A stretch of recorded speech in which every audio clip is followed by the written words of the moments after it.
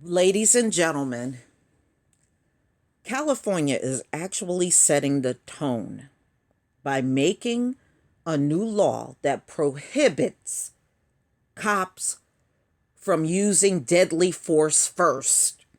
As we have seen time and time again when they're dealing with black men, they have mace, they have a taser, they have a nightstick, but according to them, the only thing that is at their disposal is a gun.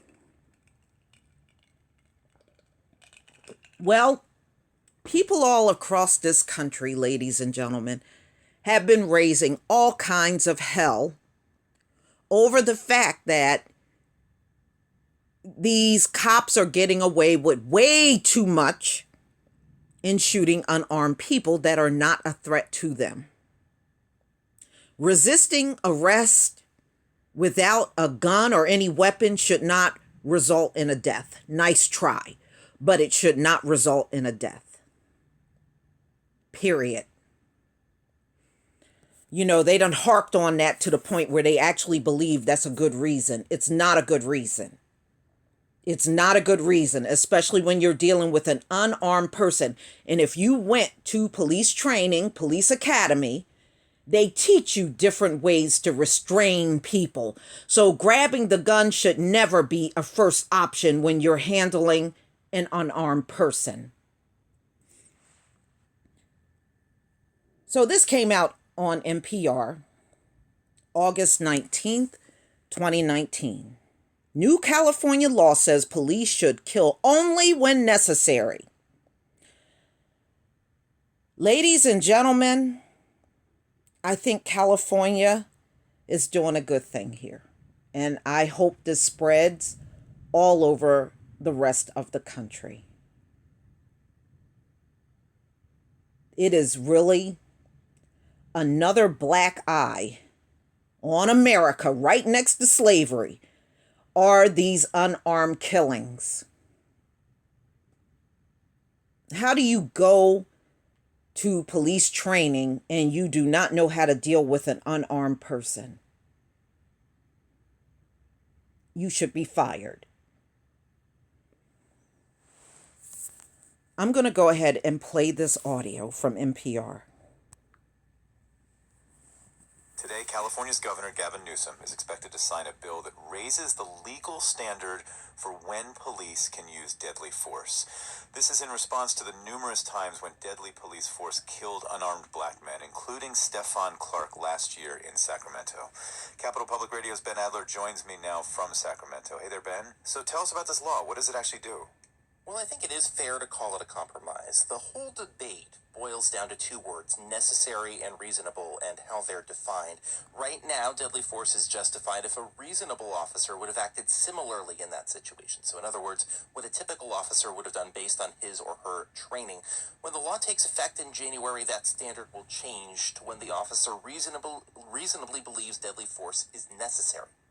Okay, so what defines necessary is very central to this law, it sounds like. And the law dodges, leaving it up to the legal system to figure out. That was part of the compromise. Now, a few other parts of this deal: the officer's conduct leading up to the shooting will be considered, but so too will the suspect's behavior. And there's language in the bill that requires police to use other alternatives, such as de-escalation, less lethal options, before using deadly force, but that's a statement of intent, not a specific checklist. And finally, a big thing for law enforcement: a separate bill creates new training standards for officers, and there's money in the state budget to pay for that training. Okay, but it sounds like a lot is still going to come down to judges, but this new law and the language using and stressing the word necessary really pushes judges into a different direction to see what in their mind was necessary in moments like this. Yeah, and again, that's the push and pull of the legislative process here. It really was hard to hammer out the deal, and this is, I think, a key part of it. How did they get there? I mean, what was the hammering out? What did it look like? Well, yeah, so it all started, the new momentum in this issue started last March of last year when Stefan Clark was killed by Sacramento police in his grandmother's backyard. Officers said they thought Clark had a gun. In fact, he was holding a cell phone. And this past March, the Sacramento County District Attorney and the California Attorney General, in separate investigations, each decided not to charge the officers who shot Clark.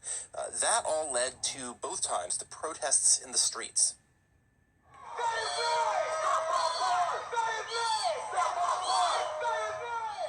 And one of the things the protesters demanded was this new use of force standard. I mean, this issue has been so polarizing, Ben. What led to the compromise here? Why did they reach a deal in this case here?